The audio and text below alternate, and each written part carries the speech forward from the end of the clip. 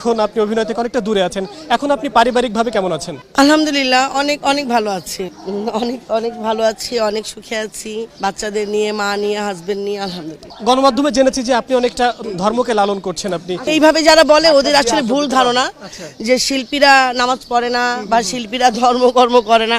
এটা আসলে এই ব্যাপারটা ভাবাই আসলে তাদের জন্য একদম একটা অপরাধ।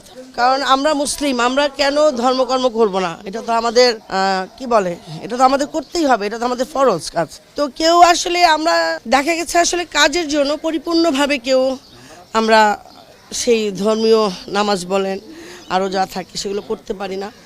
কাজ শেষ, এখন যেহেতু কাজ করি না, চাচ্ছি যে স্বয়ংসম্পূর্ণভাবে যেন ধর্মের কাজগুলো করতে পারি, চলতে পারি, ফরজ আদায় করতে পারি। এইটাই এখন সবাই বলবে যে বলে যে অমুকে তো এখন কাজ করে না, ধর্মের পথে চলে গেছে, এটা করে না, ধর্মের পথে চলেছে। আসলে ধর্মের পথে আমরা শুরু থেকেই থাকি, সম্পূর্ণভাবে করতে পারি না, এখন কাজ করছি না যেহেতু, এখন সম্পূর্ণভাবে করার চেষ্টা।